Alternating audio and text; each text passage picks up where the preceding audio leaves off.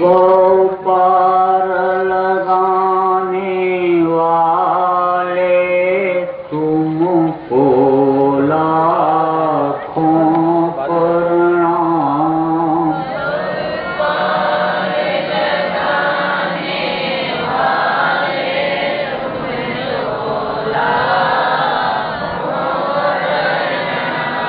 भक्तों के रखवाले तुमको लाखों प्रणाम।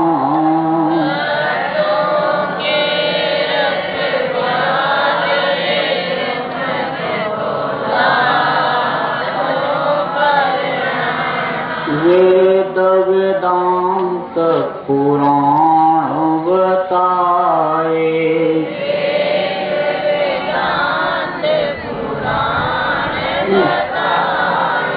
सदाचार सत्संग गाए।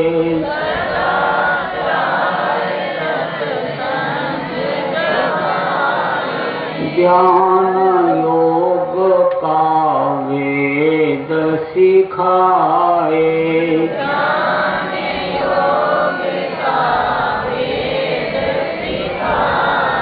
ज्योति जगाने वाले तुमको लाखों प्रणाम।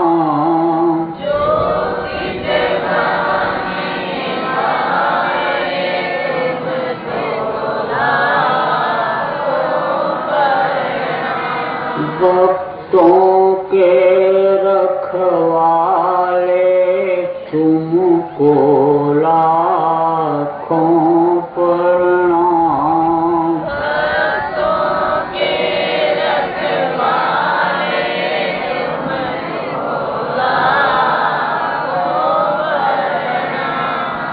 भक्तों पर हैं तुम्हारे लोचन,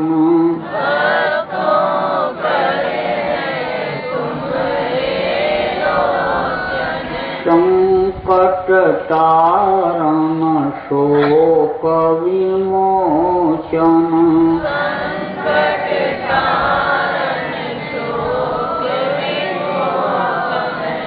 गुरु तुम ही पापों के मोचन।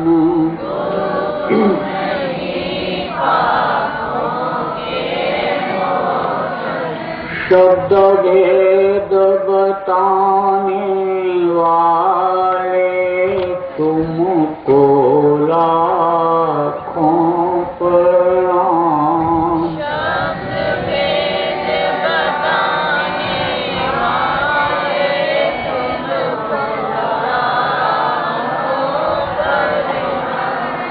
भक्तों के रखवाले तुमको लाखों प्रणाम।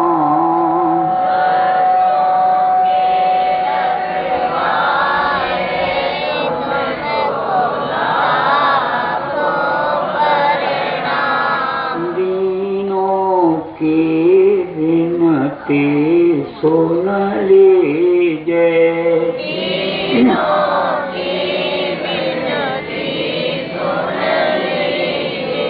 किंकर जानी कर कृपा कीजिए।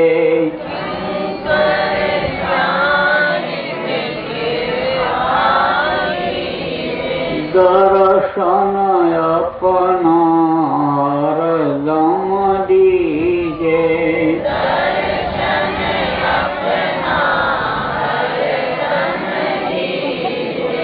यम त्रास मिटाने वाले तुमको लाखों प्रणाम।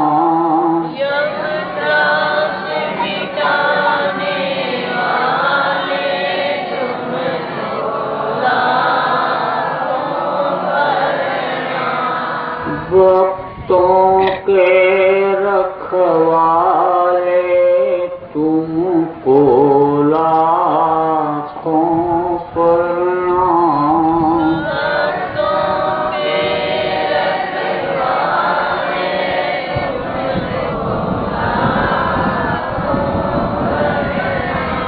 तुमको लाखों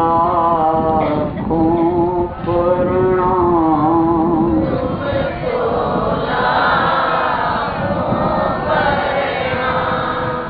जय गुरुदेव।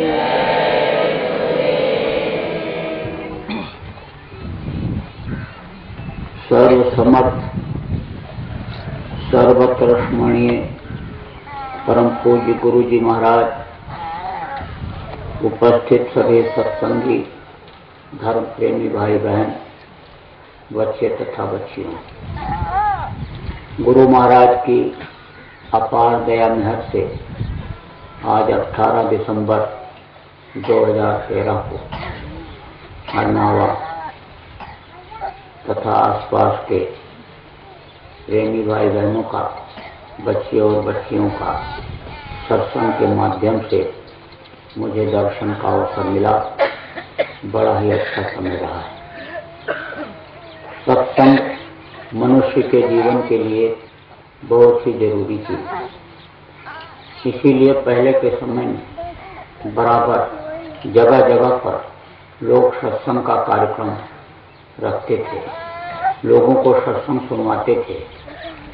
लोगों को सत्संग का लाभ जब मिलता था तो लोग झूठ नहीं बोलते थे, सच बोलते थे। कहते थे प्राण जाए वर वचन न जाए। अगर किसी को जबान दे दिया पूरी जिंदगी निभाते थे। मूंछ का एक बाल निकाल करके गिरवी रख करके आदमी 1,50,000 रुपया कर्जा ले आता था। देने वाले को इतना विश्वास था कि हमारा पैसा ये समय पर वापस कर जाएगा। झूठ को लोग पाप और सत्य को पुण्य कहते थे। सांस बराबर तप नहीं, झूठ बराबर पाप।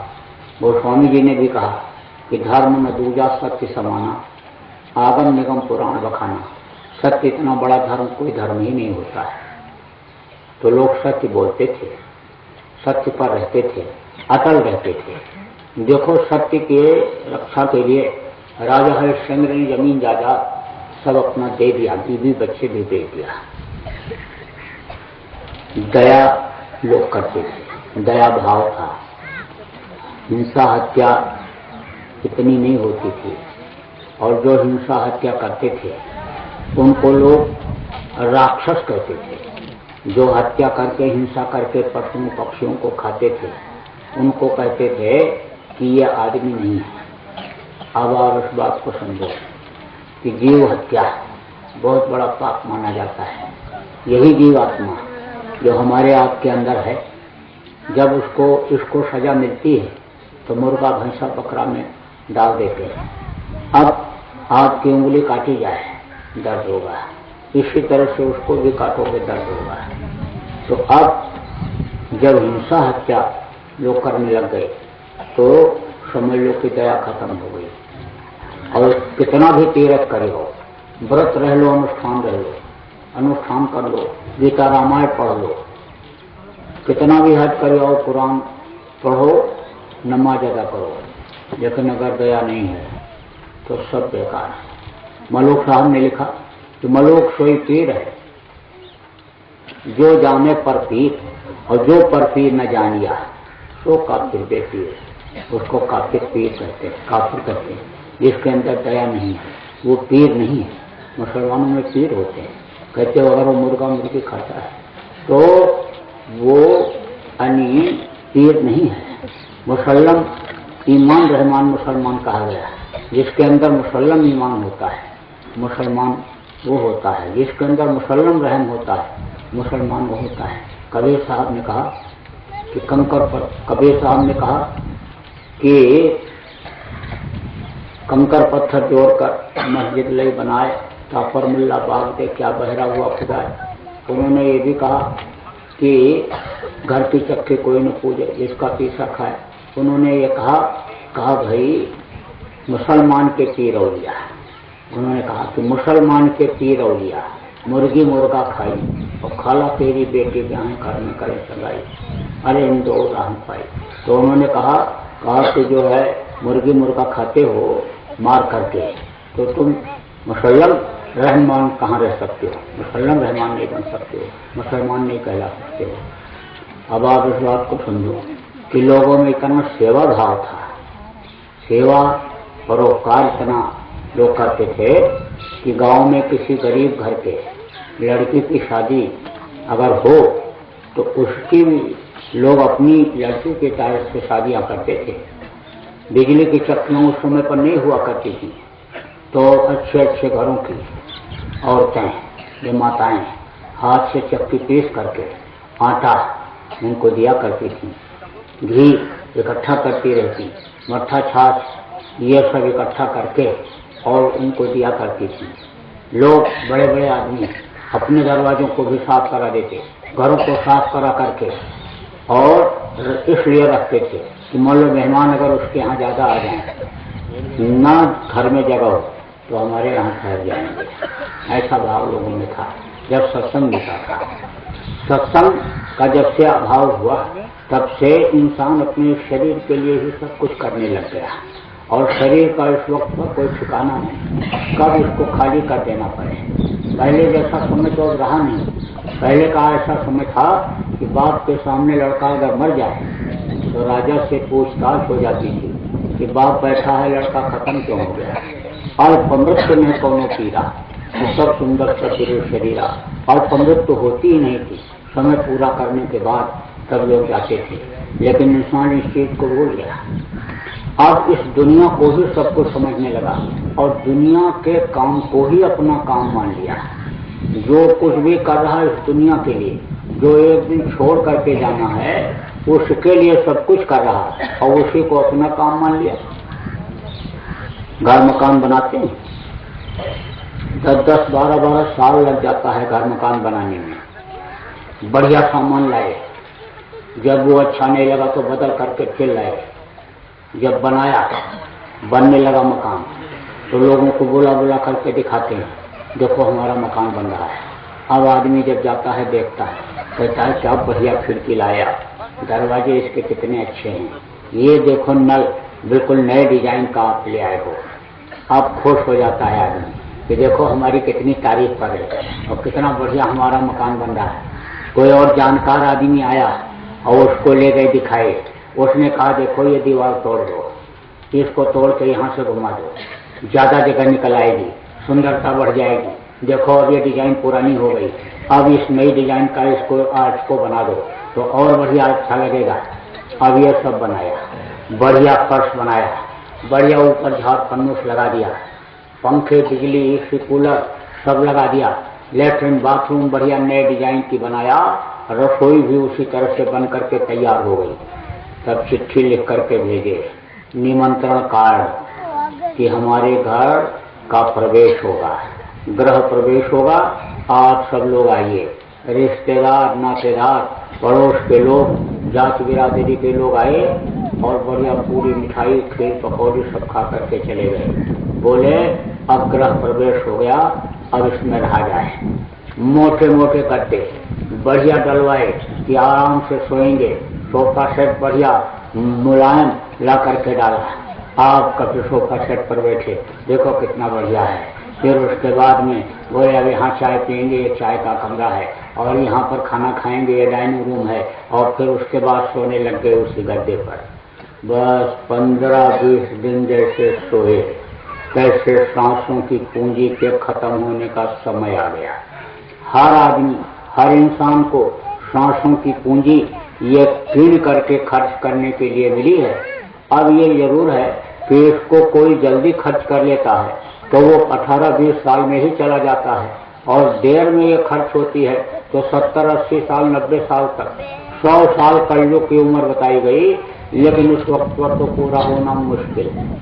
सतयुग में 1 लाख वर्ष की उम्र थी, त्रेता में 10,000 वर्ष की, द्वापर में 1000 वर्ष की, और कलयुग में 100 वर्ष की उम्र, लेकिन इस वक्त तो नहीं पूरी हो पा रही। आदमी अगर चाहे तो अपनी इस जीवात्मा को निकाल करके इन्हीं दोनों आंखों के बीच से रास्ता गया हुआ है, ऊपरी लोकों में ले जाए, और बराबर ये आदत अगर बन जाए ऊपर इस जीवात्मा के रहने के, तो ये बहुत दिन जिंदा रह सकता है, क्योंकि सांस चलेंगे नहीं, सांस बचे हुए रहेंगे, सांस जब बचे हुए रहेंगे तो आदमी की जिंदगी बहुत ज्यादा होगी।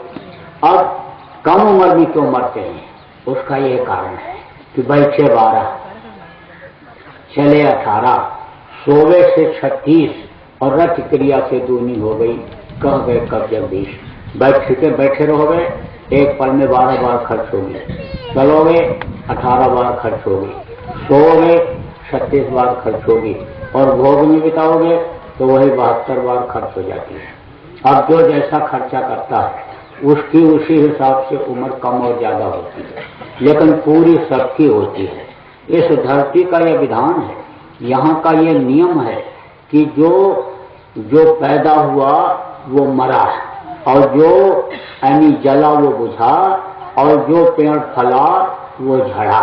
इस धरती का ये विधान है, धरती का यही प्रमाण है। इस धरती का यही कारण है कि एक से एक राजा महाराजा आए, सेठ साहूकार आए, पूंजीपति आए, पंडित मुल्ला पुजारी आए, लेकिन सब छोड़ करके चले गए। आप देखो सिकंदर जैसा बादशाह जो पूरे हिंदुस्तान को यानी जीता, हिंदुस्तान को ही नहीं जीता, दुनिया को जीता हो, और दुनिया की मुट्ठी दौलत को अपनी मुट्ठी में रखा है। इधर जब लौट रहा था हिंदुस्तान की तरफ से, यहीं व्यास नदी के पास उसकी सेना जब आई और रुक गई, इधर नहीं आने के लिए मन किया। ज्योतिषियों ने कहा कि तुम्हारी मौत तब होगी। पूछा उसने कि हमारी मौत कब होगी। ज्योतिषियों ने कहा कि जब आसमान सोने का होगा और धरती लोहे की होगी, तब आपकी मौत होगी। तो लौट पड़ा, कहा कब धरती लोहे की होगी, आसमान सोने का होगा, तब मेरी मौत होगी, बहुत समय है अभी, चलो लौटते हैं। वापस जा रहा था, तब तक रेगिस्तान में ही तबीयत खराब हुई आपके। वो फारस की खाड़ी की तरफ जा रहा था, बस घोड़े लगाया, घोड़ा भगा, मंत्री का भी घोड़ा भगा। कुछ दूर जाने के बाद मंत्री से बोला, काम मेरे से अब चला नहीं जाता है, अब मुझको लेटने की जरूरत है, आराम करने की। मंत्री ने कहा कि चलो कहीं छाया मिलेगी तो आपको आराम करा दूंगा, लेकिन छाया रेगिस्तान में कहाँ मिलने वाली, बालू ही बालू। कुछ दूर जाने के बाद घोड़े से उतर गया और बोला जल्दी से लेटाओ। मंत्री ने सोचा कहाँ लेटा ले, कोई चीज बिछाने को तो है नहीं। तो उस वक्त पर जब तीर और तलवार की लड़ाई होती थी तो लोग लोहे की कोट पहनते थे, जिसको बख्तरबंद कवच भी कहते हैं। अब वही लोहे की कोट वो पहने हुए था, जिस पर तीर और तलवार काम नहीं करती, असर नहीं करती। उसी कोट को लोहे के उतार करके मंत्री ने बिछा दिया और उस पर सिकंदर बादशाह को लेटा दिया। जब लेटा तो सूरज की किरणें आंखों में पड़ने लगी, तो उसने आंख बंद कर लिया। अब मंत्री ने सोचा कि सूरज की किरणों को चेहरे पर पड़ने से कैसे रोका जाए। इधर उधर देखने लगा, कोई चीज दिखाई ऐसी नहीं पड़ी कि जिसको ऐसे सूरज के सामने लगा करके और किरणों को, धूप को रोका जाए। तब तक मंत्री की नजर उसके सोने की ढाल पड़ी हुई थी। ढाल किसको कहते हैं, जिससे तलवार को रोकते हैं दुश्मन के, तलवार से मारते हैं और दुश्मन की तलवार को ढाल से रोकते हैं। वही सोने की ढाल पड़ी हुई थी, उसी को उठा करके सूरज के सामने ऐसे लगा दिया। जब चेहरे पर यानी सूरज की किरणों का पड़ना बंद हुआ, छाया हुई, उसने आंख खोला सिकंदर बादशाह ने, तो देखा तो कहा रे ये तो आसमान सोने का हो गया, सोने का। अब ज्योतिषियों की बात याद आ गई कि आसमान सोने का होगा और धरती लोहे की होगी, तब तुम्हारी मौत होगी। तो उसने सोचा देखें जमीन भी तो नहीं लोहे की होगी, ऐसे टटोला तो लोहे की कोट पर हाथ पड़ा, बोला रे ये तो धरती भी लोहे की हो गई, अब तो लगता है मेरी मौत आ गई। तब तक फौज जो पीछे रह गई थी वो भी आ गई। लुकमान हकीम आए, नब्ज पकड़ा ऐसे और पग पकड़ करके अनि वो सोचने लगे कि अब तो इसका आखिरी आ गया, अब कैसे बताएं क्या करें। तब तक बादशाह ही बोल बैठा कि देखो हमको आप बचा लो, मेरी तबीयत बहुत खराब हो रही, ऐसी तबीयत पहले कभी खराब हुई नहीं, लगता है मैं बचूंगा नहीं, अब मैं खत्म हो जाऊंगा, मुझको आप किसी भी कीमत पर बचा लो, तुमको मैं आधा राज्य दे दूंगा। तो लुकमान ने कहा नामुमकिन। बहुत बड़े हकीम थे, अच्छे हकीम। ऐसे नाड़ी में धागा बांध करके पर्दे के पीछे ऐसे पकड़ा दो तो धागा पकड़ करके ही मर्द पहचान जाते थे। एक बार एक आदमी ने परीक्षा लेने के लिए उनको बुलाया और बकरी के पैर में बांध करके धागा और पर्दे के पीछे, उस समय तो पर्दे नशीन औरतें होती थी, तो पर्दे के पीछे ऐसे बैठा करके नाड़ी में बांध करके धागा लोग पकड़ाते थे औरतों का, नाड़ी में औरतों के। उसी तरह से उन्होंने उसमें बांधा बकरी के पैर में और इनको पकड़ाया। तो पकड़ा इन्होंने तो कहा मरीज तो बिल्कुल ठीक है। और मरीज इस वक्त पर हरी हरी पत्ती खा रही है, हरी हरी पत्ती खा रही है, भोजन कर रही है, हरी हरी पत्ती खा रही है, मरीज बिल्कुल ठीक। नाड़ी के बड़े अच्छे जानकार थे। तो नाड़ी जब लुकमान ने पकड़ा तब कहा कि नामुमकिन। फिर बादशाह बोला एक बार मेरी माँ से मुझे मिलवा दो, अपनी माँ से मैं रोटी मांग करके खा लूं, पूरा राज्य आपको दे दूंगा। तब उन्होंने कहा नामुमकिन। आखिरी वक्त पर किसी की कुछ चलती है, आखिरी वक्त पर किसी की कुछ नहीं चलती। जवान लड़का खड़ा रहता, रिश्तेदार खड़े रहते, पड़ोस के लोग खड़े रहते, लेकिन मदद नहीं कर सकते। आस पास योद्धा खड़े, सभी बजावें गाल, महल से हमको ले चलो, ऐसे काल करा। इस वक्त तो कोई भले कहे हमारी दोस्ती कलेक्टर से है, कमिश्नर से है, सीएम से है, पीएम से है, हमारी दोस्ती हाई कोर्ट सुप्रीम कोर्ट के जज वकील से है, और मुसीबत पड़ेगी तो हमको ये बचा लेंगे। लेकिन उस वक्त पर कोई भी दोस्ती किसी की काम नहीं आती। आखिरी वक्त पर ऐसे लोग खड़े रहते हैं और कुछ मदद नहीं कर सकते। तो अब आखिरी वक्त पर उन्होंने जब जवाब दिया लुकमान हकीम ने कि नामुमकिन, तब सिकंदर बादशाह बोला कि जब पैदा हुआ था तो दोनों हाथ की मुट्ठी बंधी हुई थी, पैर के अंगूठे को पकड़ करके जब मुंह में डाला वहीं पर मोह का प्रादुर्भाव हुआ। दुनिया वालों को पहचाना, मोह बढ़ा, काम क्रोध लोभ मोह अहंकार में यह समय बीता, पढ़ाई लिखाई किया, बाहुबल से अपनी योग्यता से दुनिया को जीता और दुनिया की धन दौलत को अपनी मुट्ठी में रखा। लेकिन अब मुट्ठी खोल करके, हाथ फैला करके सब कुछ छोड़ करके जा रहा हूं। तो जब मेरा जनाजा निकले, जब मेरी अर्थी निकले, तो मेरे दोनों हाथ अर्थी से बाहर निकाल देना और कह देना ये वो सिकंदर बादशाह जा रहा है जिसने पूरी दुनिया को जीता और पूरे दुनिया की धन दौलत को अपनी मुट्ठी में रखा। अब वो हाथ फैला करके जा रहा है। तो दुनिया वालों, इससे नसीहत लो, तुमको भी सब कुछ छोड़ करके जाना पड़ेगा। तो सिकंदर जैसा बादशाह चला गया। आज इस बात को समझो कि वेणु जैसे दानी चले गए, दधीच जैसे दानी जिन्होंने अपनी हड्डी का दान देवासुर संग्राम में दे दिया था। रावण को लोग कहते बड़ा बलवान था भी बलवान ताकतवर, वरुण कुबेर सुरेश समीरा, रण सम्मुख काउन धीरा, बड़े बड़े देवता उसके सामने ठहरते नहीं थे। लेकिन एक राजा बल हुए जो रावण जैसे बलवान को भी 6 महीने अपने कांख में दबा करके रखे, ऐसे राजा बल भी चले गए। तो इस धरती का यह विधान है कि जाना सबको पड़ेगा जब समय पूरा होगा। समय जब पूरा होने को होता है तो उसके आसार दिखाई पड़ने लगते हैं। इस वक्त पर आप सूरज को ऐसे देखते रहो, थोड़ी देर देखोगे तो आंख की रोशनी सूरज की रोशनी में खिंच जाती है। ऐसे नीचे देखोगे तो अंधेरा दिखाई पड़ेगा। बहुत देर तक जब ऐसे देखते रहोगे तो थोड़ा थोड़ा उजाला आना शुरू होगा। लेकिन यही सूरज का जब ढलने का वक्त होता है तो देर तक ऐसे देखते रहो, कुछ फर्क नहीं पड़ता। और ये मालूम हो जाता है कि धीरे धीरे धीरे इसकी रोशनी खत्म होती जा रही है, फिर धीरे धीरे धीरे इसकी लालिमा भी खत्म होती जा रही है, और बस अब ये देखते देखते ऐसे नीचे ढल जाता है। ऐसे ही जब शरीर छोड़ने का समय होता है तो उसके आसार दिखाई पड़ने लगते हैं। देखो मरते समय हर कोई डॉक्टर को थोड़ा बुला करके चेकअप कराता है।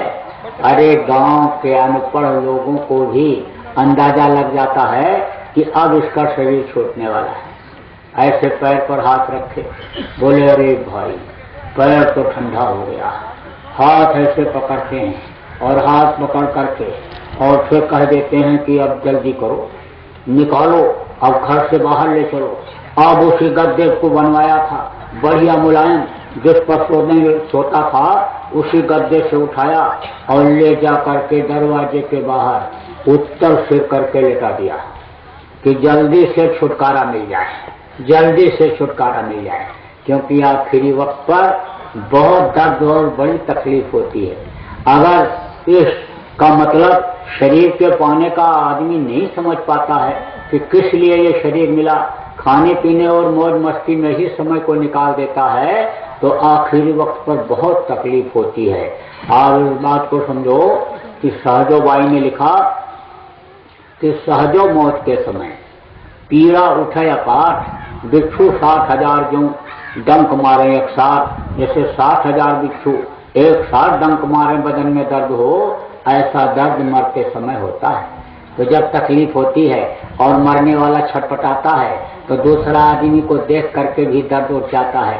काका, चाचा, नाना, दादा, मामा जब पुकारता है और देखता है कि जवान लड़का, रिश्तेदार, पड़ोस के लोग सब खड़े हैं और दादाजी, मामा जी, नाना जी सब आवाज लगा रहे हैं, मैं यहाँ हूँ, मुझको पुकार रहे हो, मुझको देखो, लेकिन वो किसी को नहीं देखता, ऐसे चिल्लाता रहता है। तब लोग कहते हैं भाई मरते समय तकलीफ होती है, कष्ट होती है, कष्ट होता है बहुत। यमराज के दूध जब खाली कराने के लिए आते हैं तो रूह कांप उठती है। उसी तरह से ये जीवात्मा डर जाती है कि जैसे बकरा भेड़िया को देख करके और डर करके उसके पीछे पीछे चल देता है। भेड़िया इतना बड़ा जानवर होता है, इधर गांव के बाहर जंगल में रहता, रात के समय आता है गांव में और जहां बकरा रहता है वहां जाता है और धीरे से उसके कान में ऐसे मार देता है, धीरे से मारता है। उसको मालूम है किस नस में मारेंगे तो ये डर जाएगा। बस जैसे ऐसे नस में मारा उसने धीरे से, बस मार करके बोलता कुछ नहीं, जिस रास्ते से आता है उसी रास्ते से चुपचाप चल देता है। लेकिन बकरा इतना डर जाता है कि भेड़िया के पीछे पीछे चल देता है।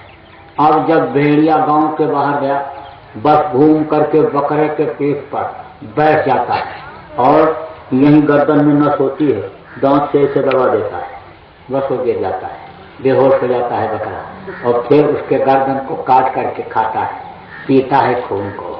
तो जैसे बकरा डर जाता है इससे ये जीवात्मा कांप जाती है, तो आखिरी वक्त पर तकलीफ होती है। तो लोग कहते हैं सब तकलीफ से छुटकारा ही मिल जाए तो अच्छा है।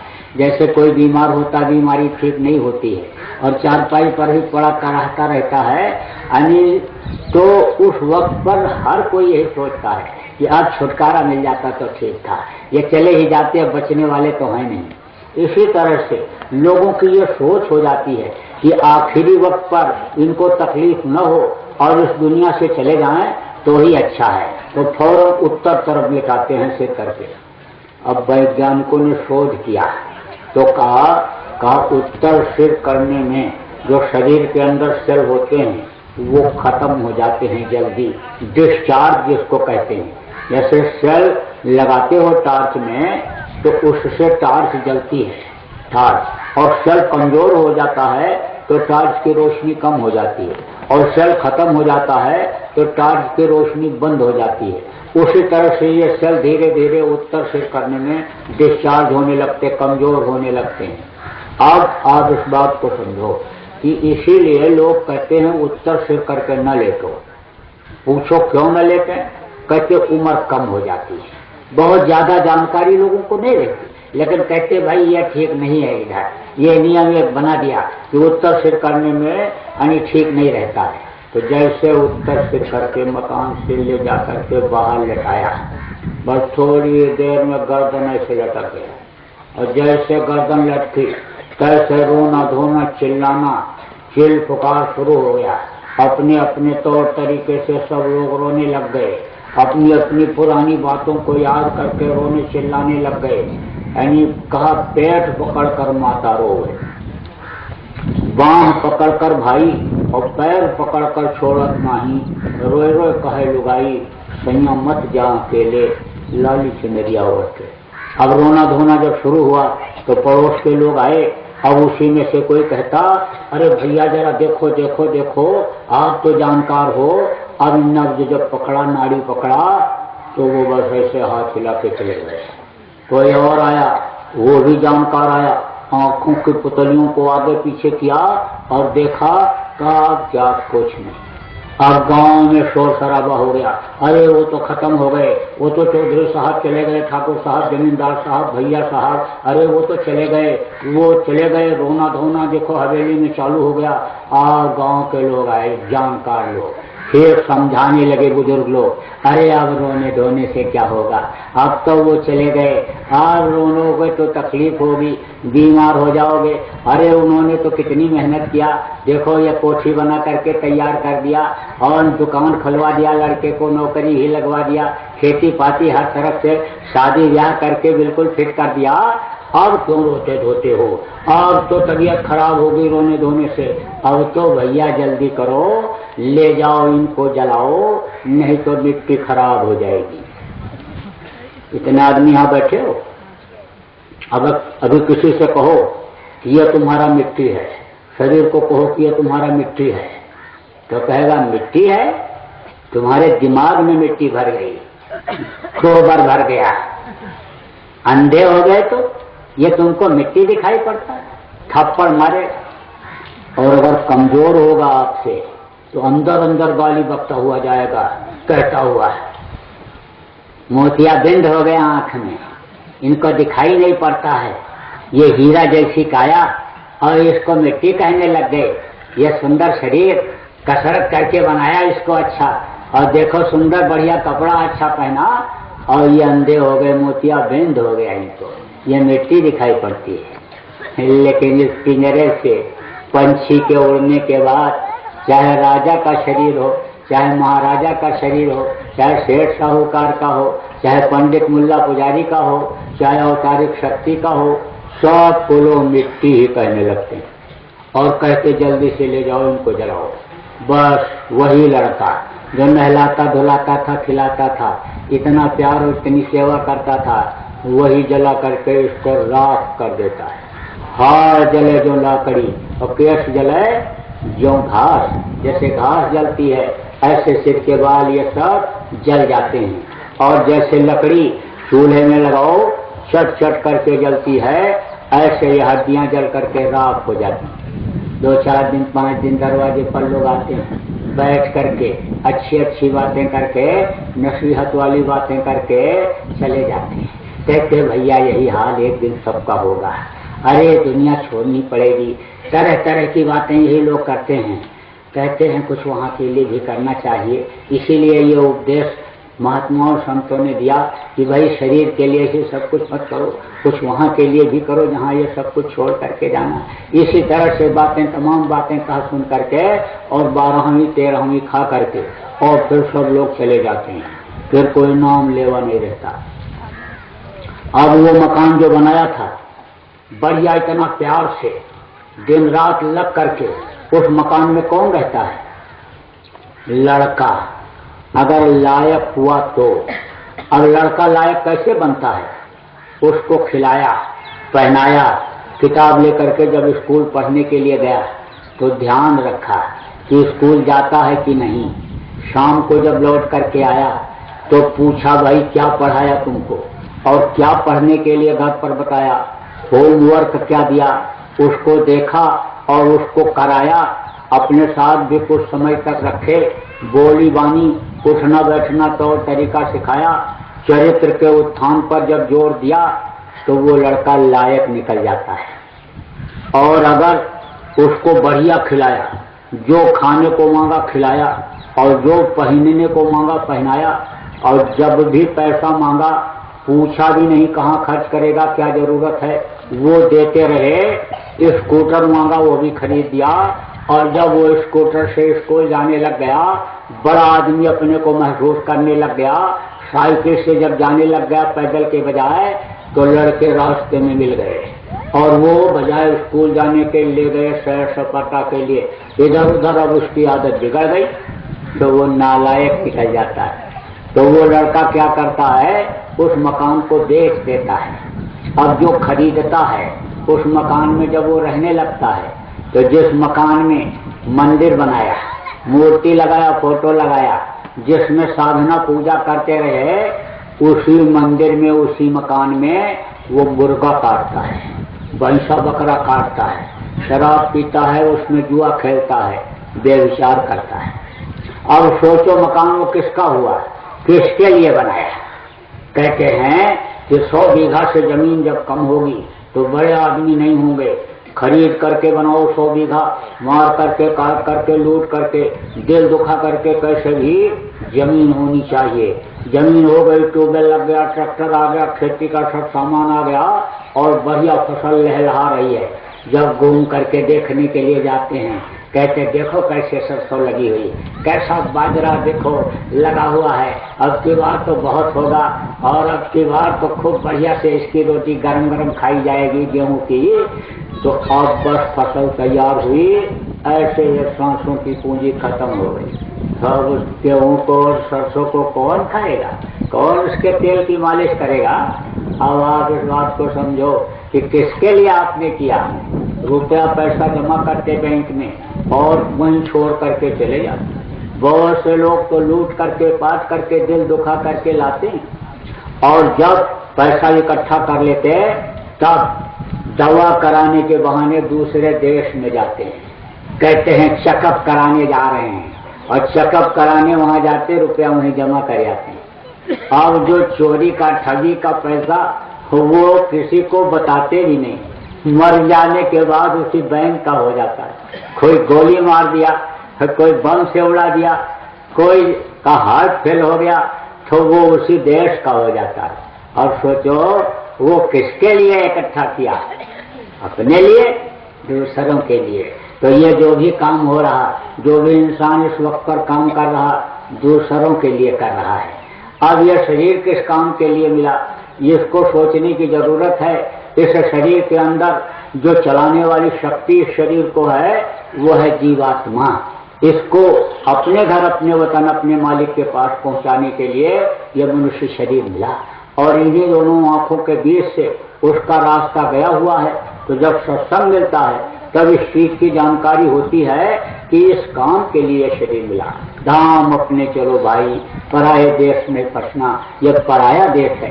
अपना देश होता तो इसको छोड़ करके क्यों जाते, अपना घर होता इसको छोड़ करके बाप दादा मेरा घर कहते हुए क्यों चले गए होते। अरे अपना यहाँ तो कुछ है ही नहीं। अपना क्या है कि अपना वो केवल एक मालिक है और अपना यहाँ पर कुछ नहीं। वही उस वक्त पर सहारा देता है कि जब मुसीबत आती है, जब तकलीफ आती है, मार जब पड़ती है, यमराज के दूतों की जब मार पड़ती है, तो जब उनके बताए अनुसार जो कर्म करते हैं वही कर्म, जो गुरु के बताए, मालिक के बताए कर्म को करते हैं, वही कर्म उस वक्त पर सहायक होता है। इसीलिए गोस्वामी जी ने कहा यह तन कल फल विषय न भाई और स्वर्गो स्वल्प अंत दुखदाई। आखिरी वक्त पर बहुत तकलीफ होगी अगर विषय वासनाओं में इस समय को बिताओगे। इसी को उन्होंने साधना का घर, पूजा का मंदिर बताया। साधन धाम मोक्ष कर द्वारा और पाए न जे परलोक हमारा, तो परत दुख पावे से धुन पछताएं, काल कर्म ईश्वर मिथ्या दोष लगाएं। ये शरीर भगवान के वजन के लिए मिला है। अब ये जरूर है ये रास्ता बताने वाला अगर मिल जाए तो, और नहीं तो भटकते रहो। कहा ना भटक भटक सब भटका खाया और सदगुरु बिन कोई राह न पाया। जब से अपने देश से, अपने घर से, अपने मालिक के पास से इस मृत्युलोक में, दुख के संसार में आए, कितनी बार नरकों में जाना पड़ा, 84 में चक्कर काटना पड़ा, न मालूम कितनी बार माँ के पेट में उल्टे लटकना पड़ा। मनुष्य शरीर भी मिला लेकिन रास्ता बताने वाले सदगुरु नहीं। तो कहा भटक भटक सब भटका खाया और सदगुरु बिन कोई राह न पाया। बगैर सदगुरु के रास्ता नहीं मिलता। लेकिन सदगुरु जब मिल जाते हैं, रास्ता बता देते हैं, रास्ते पर चला भी देते हैं और मंजिल तक पहुंचा भी देते हैं। जैसे कबीर साहब ने कहा कि कमरी पर ना चढ़े और कोयला ना होए सफेद और सदगुरु बिन सूझे नहीं। कहाँ पढ़ा था ये वेद पुराण और कुरान, ये जो किताबें हैं ये केवल रास्ता बताती हैं, रास्ते पर चला नहीं सकती। अब नक्शा आपने देखा, आपको स्टेशन जाना है, अब यहाँ से आप निकले और बाएं मुड़े और फिर उसके बाद दाहिने मुड़े, यह सब नक्शे में लिखा हुआ। अब कई चौराहे पर अगर भूल हो गई, दाहिने के बजाय बाएं मुड़ गए तो वो स्टेशन और दूर होता चला जाता है। तो ये किताबें केवल एक रास्ता बताती हैं। लेकिन कोई आदमी मिल गया और उसने कहा चलो हम स्टेशन चलते हैं, हमको रास्ता मालूम है, मैं तो रोज आता जाता हूँ, तो आपको वहाँ ले जाएगा। रिक्शा वाला कोई मिल जाता, ऑटो वाला मिल जाता, जैसे लोग कहते हैं भाई रिक्शा कर लो, ऑटो कर लो और उस पर बैठ करके स्टेशन चले जाओ तो तुमको भटकना नहीं पड़ेगा। उसी तरह से ये जो सदगुरु होते हैं रास्ता बताने वाले, रास्ते पर भी चला करके और मंजिल तक पहुँचा दिया करते। ये कौन है? ये हमारे गुरु महाराज, इनकी तस्वीर लगी हुई, पूरे सदगुरु थे। इन्होंने कितने लोगों को रास्ता बताया और रास्ते पर चलाया और मंजिल तक पहुंचा भी दिया। अब वो इस दुख के संसार में दुख झेलने के लिए आने वाले नहीं, क्योंकि ये दुखों का संसार है। यहाँ कोई सुखी है? यहाँ तो कोई सुखी है ही नहीं। अब आप इस बात को समझो कि पहले का समय बहुत अच्छा था लोगों के लिए। इस वक्त की तरह कोठियां तो नहीं थी, कच्चे मकान में लोग रहते थे, मोटा खाते थे और मोटा पहनते थे। ये जब से ट्यूबवेल और जब से ये टंकियां चली तब से देखो शुद्ध पानी आदमी को मिल ही नहीं पाता है। टंकियों में जो भी दवा डाला जाता कि कीड़े मकोड़े उससे खत्म होंगे, अब आप इस बात को समझो कि उसका जहर शरीर के ऊपर आता है।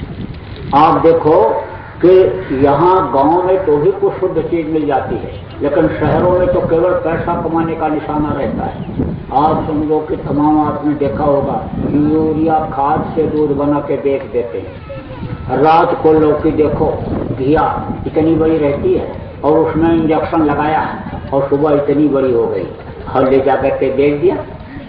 भैंस दूध नहीं दे रही है, उसको दर्द हो रहा है दूध निकालने में, बस इंजेक्शन लगाया। अब उसका जहर का असर जब शरीर में गया और उसको सुस्ती आई, उसको जब अन्य समझो कि बेहोशी सी आई, तो वो दर्द जब दूध निकालते हैं तो नहीं मालूम पड़ता है।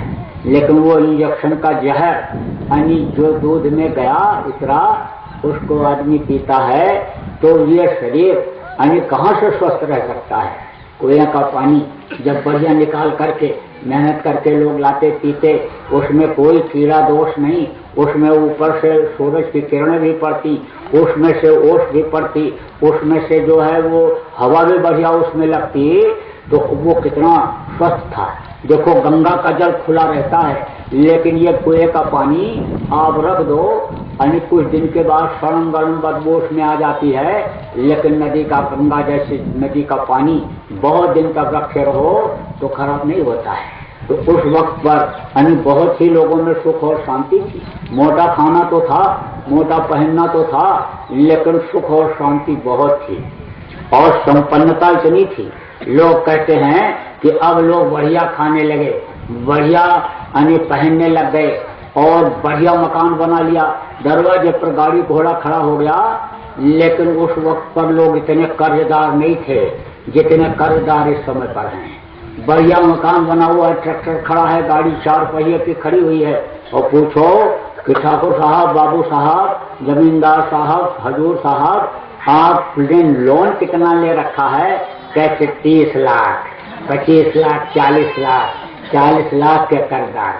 अब आप इस बात को समझो कि गरीब से गरीब घर की औरतें यानी कम से कम उनके यानी समझो पैर में जूतियां भले न रहती रही, लेकिन कम से कम 1 पाव सोना, 2-2 किलो चांदी शरीर पर तो होता ही होता था।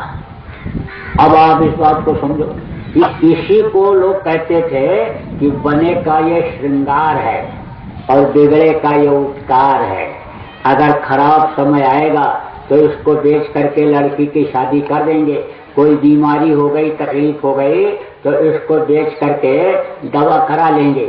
लेकिन अब सोना चांदी की बात तो घरों में छोड़ो, लोहे का बर्तन, स्टील अगर ये न चला होता तो मिट्टी के बर्तन में लोग खाते। यानी आप इस बात को समझो कि कांसा पीतल फूल का बर्तन भी इस वक्त पर मिलना मुश्किल है। सब चला गया ठठेरों के यहाँ, और खरीद करके क्या आ गया, टीबी। टीबी की बीमारी कहते हैं जब हो जाती तो जान बचना मुश्किल हो जाता है। और ये जब से टीबी घरों घरों में आई, नाचने गाने की आवाज ये जब से आने लग गई हर घर में, तब से समझ लो कि ये घर नर्क जैसा होने लग गया। घर छोड़ छोड़ करके लोग भागने लग गए, औरतें जल जल करके मरने लग गई। लोग कहते हैं कि बड़े आदमियों के यहाँ झगड़ा झंझट नहीं होता होगा। पड़ोस में ये हमारे जो ये गंवार लोग रहते हैं, छोटे लोग रहते हैं, ये बड़े बदतमीज हैं। देखो भाई भाई को कितना भद्दी गाली देता है, डंडा लेकर के भाई भाई को मारने के लिए खरीदता है। अरे ये जमीन, ये भूमि वो भूमि है कि भाई भाई के लिए जंगल चला गया था राम के साथ लक्ष्मण, लेकिन ये देखो भाई भाई के खून के प्यासे हो रहे हैं। अरे तो ये अनपढ़ हैं, गंवार हैं, इसलिए ऐसा कर रहे हैं। बड़े आदमी लोग, पढ़े लिखे लोग, जिनके पास पैसा, कोठी और बंगलाकार, उनके यहाँ कोई झगड़ा झंझट नहीं होता होगा। अब उनके यहाँ का झगड़ा झंझट अब उभर करके आया जब पेपर में निकला कि भाई ने अपनी ही रिवाल्वर से अपनी ही कनपट्टी पर गोली मार लिया, और पता लगाने पर पता चला कि रात को बैठ करके कमरे में भाई भाइयों ने बात किया, और उसमें झगड़ा झंझट जो काफी दिनों से चला आ रहा था, जब वो नहीं निपटा तो उसने अपने ही हाथ से गोली मार लिया। तब पता चला भाई बड़े आदमियों के यहाँ भी ये झगड़ा झंझट हो रहा है।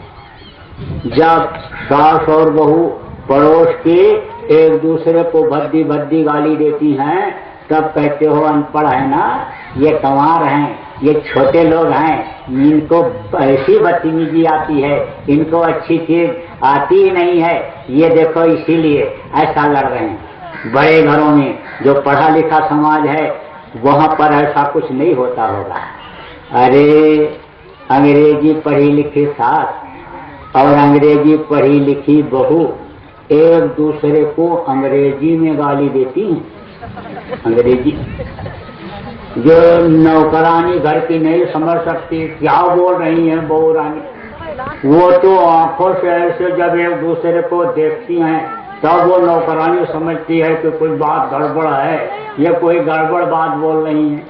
तो अब आप इस बात को समझे कि पहले के समय में ये था कि बहू लड़किनी पर घर लाई और राक्षो नैन पलक की नाई। देखो अभी धूल उड़े, तेज धूप आने लग जाए या धूल आने लग जाए तो पलकें बंद हो जाती हैं, आंखों में लगने नहीं देती। आंखों में लगने नहीं देती। क्यों? इनका काम यह है, पलकों का, आंखों की रक्षा करना इनका काम है। तो उसी तरह से जब दूसरे के घर की लड़की को अपने घर में बहू बना करके लाते थे, उसी तरह से रखते थे। बहू लड़की पर घर लाई, राक्षो में पलक की नहीं। जैसे पलकें आंखों को बचा के रखती हैं, रक्षा करती हैं, संभाल के रखती हैं, उसकी देख रेख रखती हैं, ऐसे दूसरे की घर की बहू को जब अपने घर में पहले के समय में लोग लाते थे तब रखते थे। और अब जैसे बहू आई तैसे सास सोचने लगी कि 50 साल पहले जब मैं इस घर में आई थी तो इस घर में क्या था, कच्चा मकान था, कुएं से पानी भर के लाती थी, हाथ से चक्की चला करके आटा पीस करके मिट्टी के चूल्हे पर रोटी बनाती, चिमटा भी नहीं, हाथ से रोटी सेकती, कभी अंगूठा जल जाता है, लकड़ी गीली हो जाती तो मुंह से जब फूंकती तो आंख से आंसू निकलता था।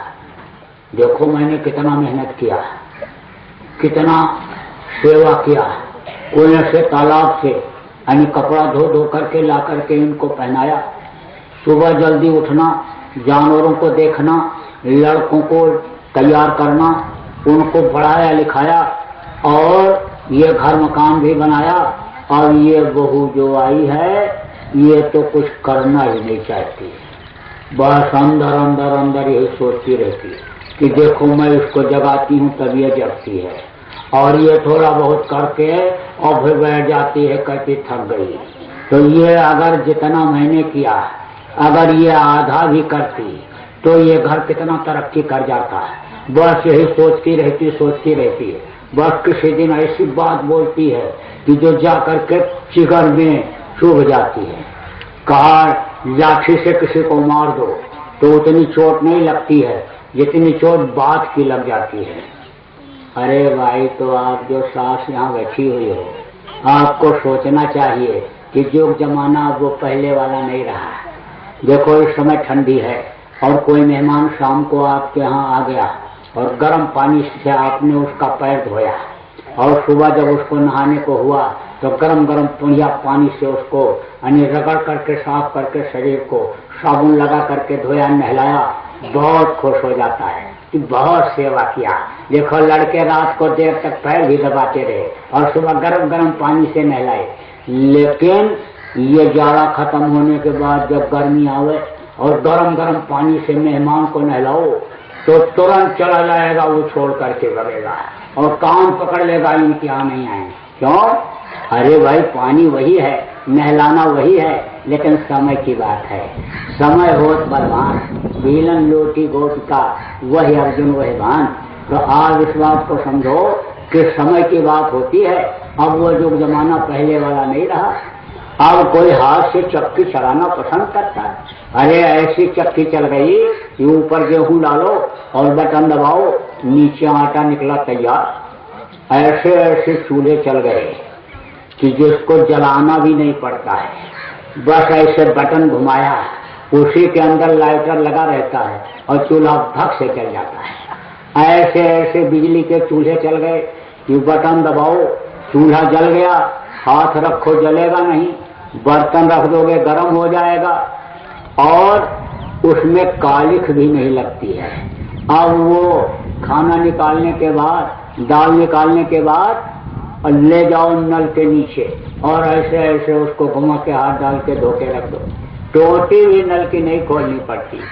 ऐसे नल चल गए कि उसके नीचे हाथ लगाओ और पानी गिरने लगता है, धो हाथ हटाओ फिर पानी बंद हो जाता है। इतने हवाई अड्डे हैं, सब जगह यही नल लगा हुआ। बड़े बड़े होटलों में, बड़े बड़े प्रतिष्ठानों में इसी तरह के नल लगे हुए हैं। तो अब आप इस बात को समझो कि कोई अब मुगरी से पीट करके कपड़ा धोता है। अरे मशीन में डाला, वॉशिंग मशीन में, और बटन दबाया, कपड़ा धुला तैयार। तो ये सब चूल्हा चक्की और ये साजो सामान बहू जब अपने मायके से ही लेकर के आई तो अब आपको तो सोचना चाहिए कि भाई ये तो उतनी मेहनत कर नहीं सकती जितना मैं करती थी।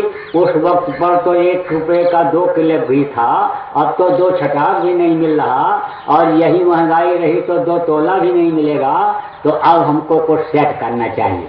तो आपको तो सेट करना चाहिए, समय के हिसाब से चलना चाहिए, पुरानी बातों को तो नहीं सोचना चाहिए।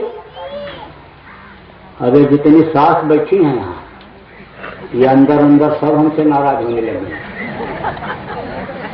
कि देखो ये पोल खोल दे रहे हैं सब। तो बहुओं की क्या हालत हो गई यह भी बता दूं आपको। बहू जैसे घर में आई वैसे ही देखने लग गई कि सासू माँ रुपया पैसा रखती कहाँ है, कौन सी तिजोरी में, कौन सी अलमारी में रखती। उसकी चाबी मुझे मिल जाती, चाबी, मैं घर की मालकिन बन जाती। अब वो इसी फिराक में हो जाती है कि कैसे भी हो चाबी हासिल करनी है, घर का मालकिन बनना है।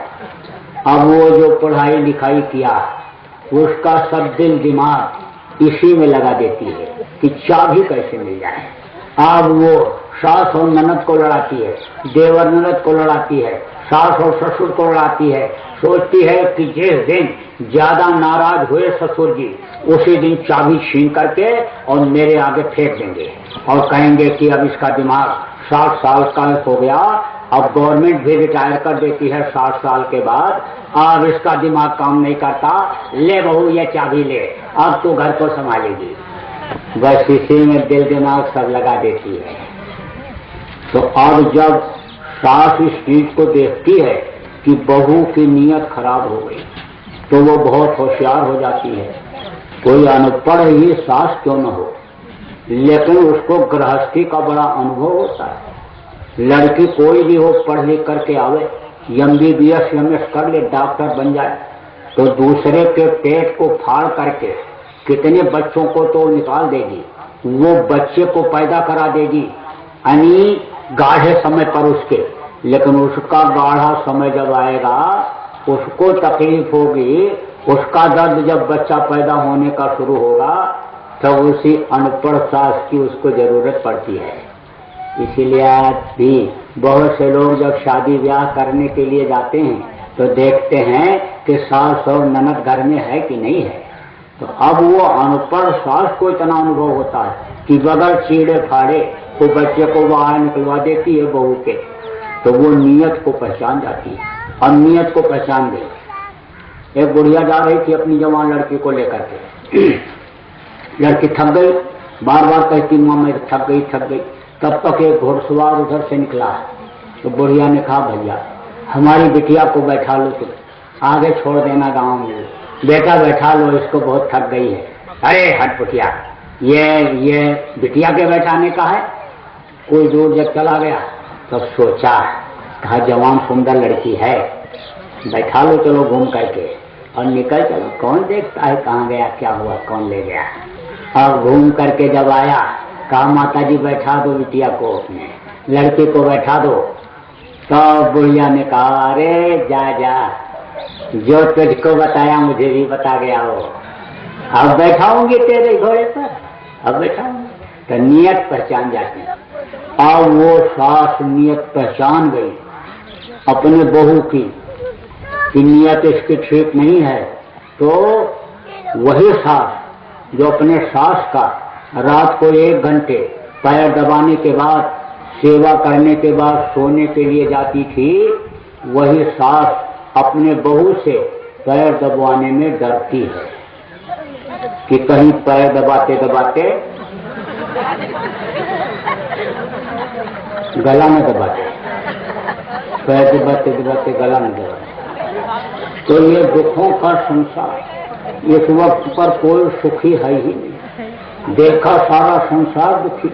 तो अब इस दुख के संसार से जो निकल गए, अपने घर अपने वतन पहुंच गए, अब वो फिर वापस आने वाले नहीं। तो गुरु महाराज ने कहा था कि तुम लोग साधना करो, साधना करने का, भजन करने का उन्होंने रास्ता बताया और कहा तुम साधना करो, और अंतर में अगर तुमको कोई दिक्कत आएगी तो मैं मिलूंगा, मैं तुम्हारी मदद करूंगा। मदद किया।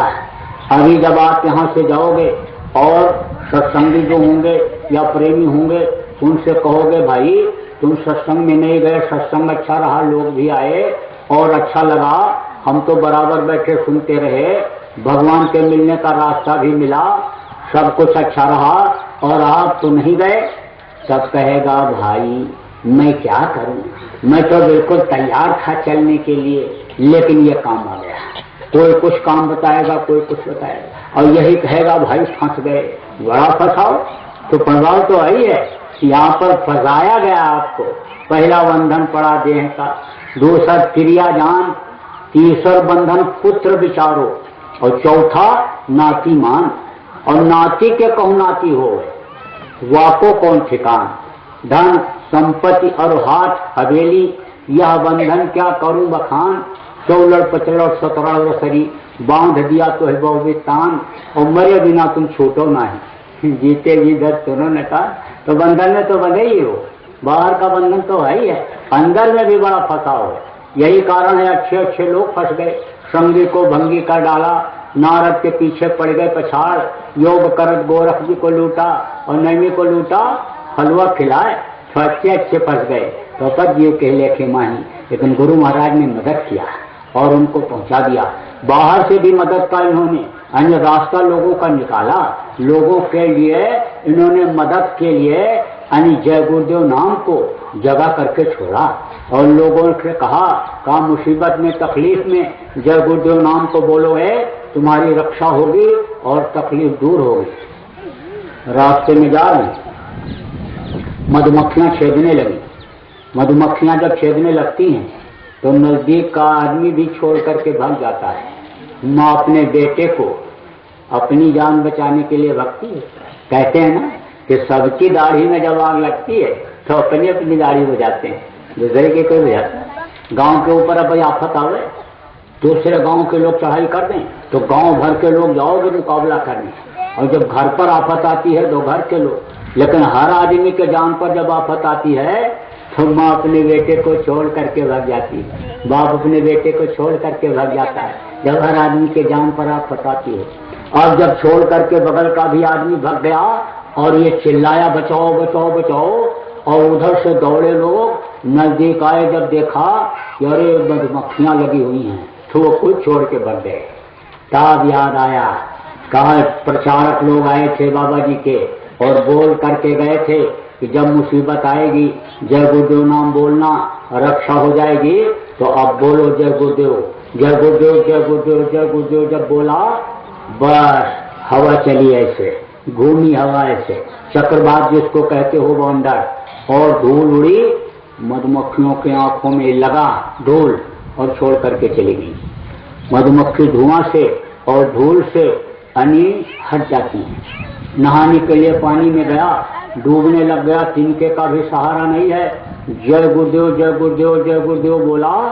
तब तक ऐसे हवा तेज आई पानी की हिलोर लेकर के, और पानी की हिलोर ने ले जा करके नदी के किनारे लगा दिया। भर्ती होने के लिए गया, सीना छोटा हो गया। जब सीना छोटा हो गया तो खड़ा रहा और जय गुरुदेव बोलता रहा, गुरु को याद करता रहा। तब तक उसकी नजर पड़ी, अब दया हुई, और इसने नजरों से जब उसको देखा नापने वाले को, और नापने वाले ने इसको देखा, तब कहा क्यों खड़ा है, तेरा सीना छोटा हो गया, अब जा तू बाड़ी बना करके फिर अगली भर्ती में आना, आज क्यों खड़ा है। कुछ नहीं बोला, ऐसे देखता रहा। लेकिन आंखों से ही दया उनको भी मिली थी। किसको? राम को। तभी तो धनुष तोड़ा था उन्होंने। राजा जनक ने यज्ञ किया, धनुष यज्ञ, और बड़े बड़े वीरों को बुलाया और कहा कि जो भी धनुष को तोड़ देगा सीता से उसका ब्याह कर दिया जाएगा। तो अब बड़े बड़े वीर आए, चले सबे देवन सिरनाई, अपने अपने देवताओं को याद करके धनुष को तोड़ने के लिए गए, लेकिन धनुष नहीं टूटा। वीर, तब उन्होंने सोचा वीर विहीन मही में जाने, लगता है धरती पर वीर नहीं रह गए। तो विश्वामित्र गए हुए थे राम और लक्ष्मण को धनुष यज्ञ दिखाने। तब उन्होंने कहा राजन, विश्वामित्र ने कहा राजन आप कहो तो इन बच्चों से कहूं मैं धनुष को तोड़ने के लिए। उन्होंने भी सोचा कोई भी तोड़ दे, सीता कुंवारी तो नहीं रही, बोले कहिए। तब उन्होंने कहा उठो राम, बन जाओ बहुत चाकू, और मैं कहूँगा न शकल पर चाकू, उठो। जबकि खड़े हुए थे, विश्वामित्र सिंहासन पर बैठे थे और राम और लक्ष्मण ऐसे नीचे खड़े हुए थे। उनको कहा उठो। उठो का मतलब उठाओ, पूरी ताकत को खींचो और खींच करके लाओ इन्हीं दोनों आंखों के बीच में, और यहाँ से देखो धनुष को तोड़ो।